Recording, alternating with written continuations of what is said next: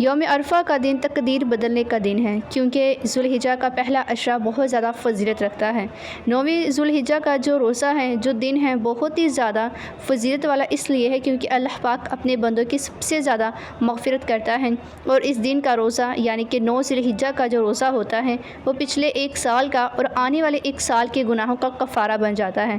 آج کی ویڈیو میں آپ لوگوں کو یوم عرفہ کے دن کا یعنی 9ویں ذوالحجہ کا خاص عمل شیئر کرنے جا رہی ہوں۔ اس عمل کو اگر آپ کامل یقین عقیدے کے ساتھ کر لیتے ہیں تو بے شک آپ کی جو بھی حاجات ہیں، جو بھی تمنائیں ہیں، اسے قبول کروانا چاہتے ہیں تو بے شک آپ کی جو دعائیں ہیں اسی دن منظور ہو جائیں گی۔ ذوالحجہ کا پہلا مکمل عشرہ بہت فضیلت والا ہے۔ اس دن کیا جانے والا جو بھی نیک عمل ہوگا، نماز، نفلی نمازیں، روزے، قرآن پاک کی تلاوت، صدقات، جو بھی نیک عمل آپ کرتے ہیں اس کی سب سے زیادہ فضیلت ہوتی ہے باقی مہینوں میں کیے جانے والے نیک اعمال کے مقابلے میں۔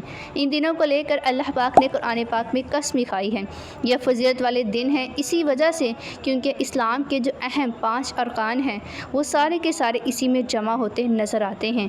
نمبر 1 توحید پر ہی ہر مسلمان چلتا ہے۔ نمبر 2 نماز، نمبر 3 روزہ، نمبر 4 زکوٰۃ، نمبر 5 حج۔ یہ مکمل 5 ارکان اسلام کے ہیں، ان 10 دنوں میں شامل حال ہیں۔ یہ اس کی فضیلت ہے۔ اس کے علاوہ تکبیرات جو کہ زیادہ سے زیادہ پہلی ذی الحجہ سے لے کر 13 ذی الحجہ تک پڑھی جاتی ہیں، اور آپ بھی کثرتاً اس کو پڑھتے رہیں۔ یہ کلمات آپ سکرین پر دیکھ رہے ہیں، آپ یہ بھی پڑھ سکتے ہیں، اور دوسرا کلمہ بھی آپ سکرین پر دیکھ رہے ہیں۔ ان کلمات کے بارے میں حدیث پاک میں ایک بہت اہم بات موجود ہے کہ ان کو پڑھنے سے آسمان کے دروازے کھول دیے جاتے ہیں، یعنی کہ جنت کے دروازے اس انسان کے لیے کھل جاتے ہیں۔ یوم عرفہ کا جو دن ہے فضیلت والا ہے، بخشش کی جاتی ہے، دعاؤں کی قبولیت کی جاتی ہے، اور تقدیر بدلنے کا یہ دن ہے، بالکل ایسے ہی جیسے لیلۃ القدر کی رات تقدیر کو بدلنے کے لیے رات کہلاتی ہے۔ اس رات اللہ پاک کوئی بھی دعا آپ کی ریجیکٹ نہیں فرماتا۔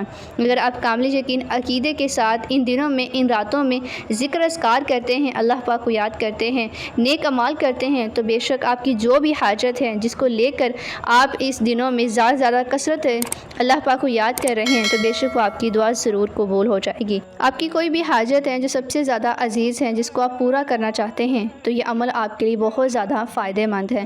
اگر یقین نہیں، جذبہ آپ کا سچا نہیں تو پھر یہ عمل آپ کو کوئی بھی فائدہ نہیں دے گا۔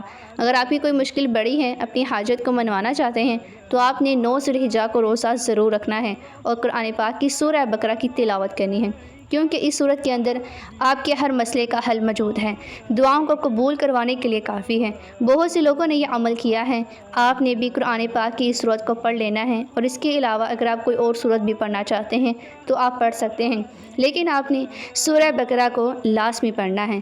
آپ اس صورت کو نماز تہجد میں، نماز فجر میں، ظہر کے بعد بھی پڑھ سکتے ہیں، مغرب سے پہلے آپ نے اس سورہ کو پڑھ لینا ہے۔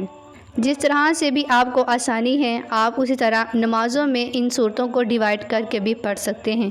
لیلۃ القدر کی جو رات ہے تقدیر بدلنے کی رات ہے، اسی طرح یہ جو دن ہے یوم عرفہ کا دن، یہ بھی تقدیر کو بدلنے کے لیے کافی ہے۔ اس عمل کو کرنے کے بعد آپ نے کامل یقین عقیدے کے ساتھ اپنے ہاتھوں کو اٹھا کر خشوع و خضوع کے ساتھ دعائیں مانگنی ہیں۔ جو بھی آپ کی حاجات ہیں، تمنائیں ہیں، ان کو مانگتے رہیں، بے شک اسی وقت آپ کی دعا جو قبول ہو جائے گی۔ اس عمل کو کرنے سے پہلے کامنٹ میں لا الہ الا اللہ ضرور لکھیں، اور صدقہ جاریہ سمجھ کر اس ویڈیو کو شیئر کریں۔